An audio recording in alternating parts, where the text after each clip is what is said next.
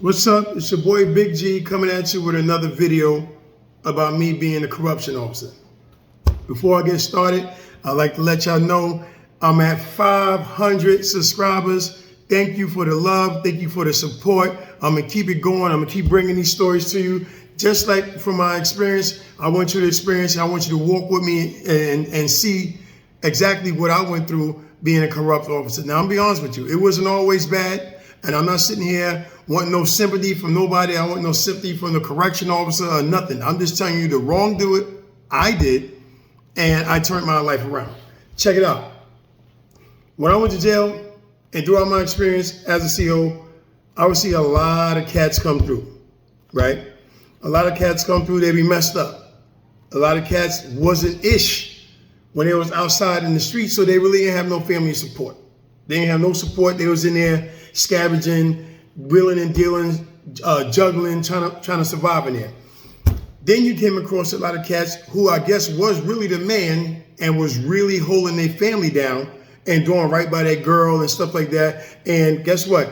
In some people's eyes, even though you're a drug dealer, even though you robbing and stealing and gang banging and doing all kind of stuff, in your family's eyes, you still was a good dude. To the people around you, you still was a good dude. So you could tell people who had support, you know, got packages, was on the phone, had to get slot time to be on the phone because they had a reason. And it wasn't always to call a lawyer and stuff like that. You know what I'm saying? You could tell the individuals that had family support. And what I mean by family support, I mean, listen, them people who taking them rides up there, them 8-hour rides to Clinton and all that, 12-hour rides to Clinton or 5-hour rides. It's still an effort getting up, getting ready, putting your package together, going up there and having to deal with asshole COs that, no, you can't have that. No, you can't have this and you can't have that. You know what I'm saying? Going through all that, getting searched, being embarrassed, having their personal body embarrassed and stuff like evaded. You know what I'm saying? So if you got somebody going through all that for you, my man, be thankful. You know what I'm saying? And what I mean by that is I used to sit there and hear cats on the jack talking to their people, talking about, yo, you better not have nobody around my kid when I come home, saying whatever. And I'm sitting there looking at it like, dude, you doing 20. You blue trial. Threatening her is the last thing you should be doing, broski. You know what I'm saying? You need her to hold on as long as possible. You know what I'm saying? Depending on the time you have. A lot of chicks, if you ask me, you doing a 5-year joint, you got some that'll hold on, rock out with you 5 years. Very rarely do I see chicks holding on 20 years and not being married to you. Now they get married, get the conjugal visits, that could kind of keep them, in pocket, hanging in there with you. But on average, bro, a year, 2 years, they're gone. On average, I'm not talking about nobody, girl in particular, but on average from what I see, they're gone after about 2 years. So if you've got a girl, my man, writing you, accepting them collect calls, sending you package, putting money on your books for commissary, and taking that home and coming to see you, shut the hell up. Shut it up. On some realness.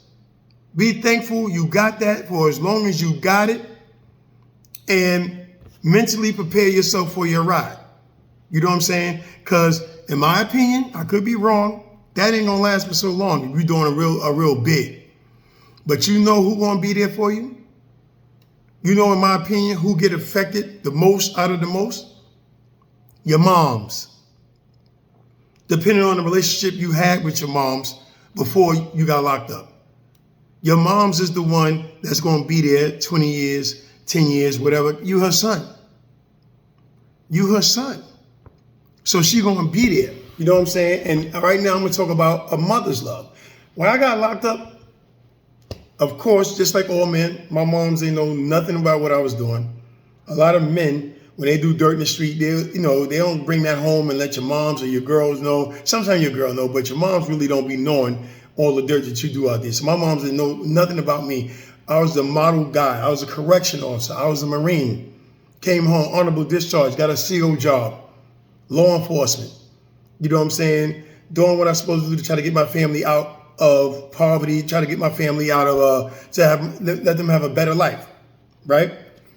So when I got knocked, I'm all on the front page of the Daily News and everything.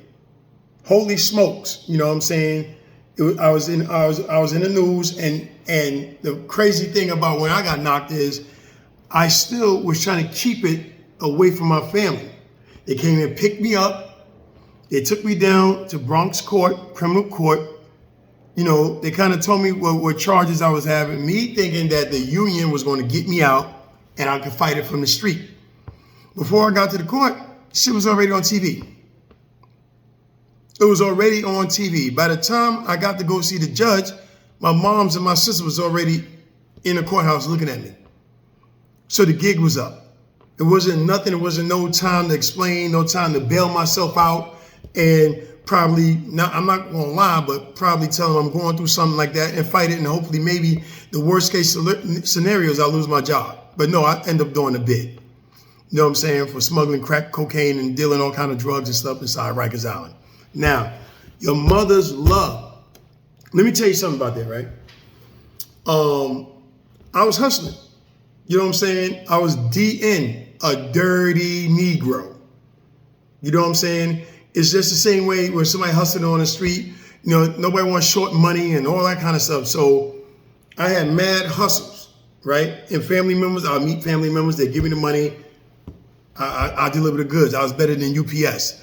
And in order to kind of like not have my hands totally dirty, you know what I'm saying? I would have a family member, because I didn't trust all family members, Western Union, a crackhead, whatever fee that I was asking for, have the crackhead go pick it up from Western Union. I get my money from the crackhead, give a little $20. I got my money, then I deliver the goods. So you can never put me to the family member. Me thinking I'm, smarter than the average bear, boo-boo. So I was hustling, and then I came across this one female, you know what I'm saying, wanted me to get her son something. No problem. She gave me the money. I took it. I delivered the product. It was all gravy. We had a good relationship going on for a while until one day she came up short. You know what I'm saying? And I ain't take no shorts. So if you really want him to have that, you got to get my money up. So she was like, well, I ain't got it. So I'm like, so I don't know what to take.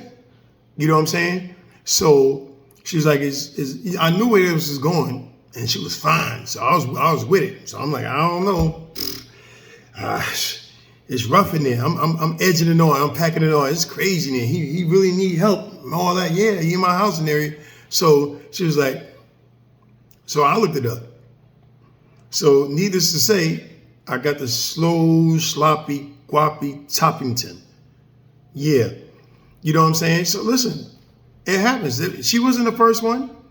You know what I'm saying? This is what I'm talking about, what some women would do to make sure your black ass is safe and secure in there and you live it. You know what I'm saying? So she gave me some top and I delivered the package. But now the dude that her son was a loudmouth kid. Always getting in trouble, always jumping in somebody's face, always trying to be bigger than what he is in jail. You know what I'm saying? Sometimes she would come visit him on a visit floor and he had the wild cookie on his side. Stress her the hell out. You know what I'm saying? So she would call me, right? Ask me to bring him something because whatever I bring him, cigarettes or whatever this, that, he would juggle, make money, in there. And then she ain't got to bring him commissary because she ain't have the money. You know what I'm saying? So she would call me and she would pay me with the Toppington. You know what I'm saying? It cost me nothing. A $2 thing of Tops tobacco lasts this dude a couple of weeks. You know what I'm saying? She ain't had to put no money on his commissary or nothing. Took real care. Shit. The top of 10 she was giving me because every time I wanted it. Every time I got drunk, every time I was bored, I had nothing to do, I roll over a crib, wop, wop. What am I spending $2 to bring them a pouch of tobacco? $7 to get the little nip of Hennessy? What, $3 of bacon, egg, and cheese in the morning? Me and her had a contract. You top me off, take care of your little man. You know what I'm saying? So she went up on the visit floor again, you know, and he had another cookie. She was like mad at me because she thought I was supposed to be taking care of him. I'm like, listen, I can only take care of him from 7 to 3 or if I'm doing overtime. He be in there running his mouth, going crazy and everything like he got it like that. Somebody in there, 9 times out of 10, he ain't the big dog. Somebody was extorting him. They seen he was getting it like that. You know what I'm saying? That's another thing about hustling. It's going to get out. They're going to know, how does Lane got bacon, egg, and cheese? Because he running his mouth. That's how you get status. You got a CO in the pocket, they doing something for you, they going to run their mouth. You know what I'm saying? So me and her had a good rapport for a while. You know what I'm saying? And he went up north. You know what I'm saying? And she slowed down with the Sloppington. I had other people anyway. I had other chicks and something like that. So it was business as usual. If it ain't one, it's another. But the moral of this video is you don't know what your moms will do to make sure you all right.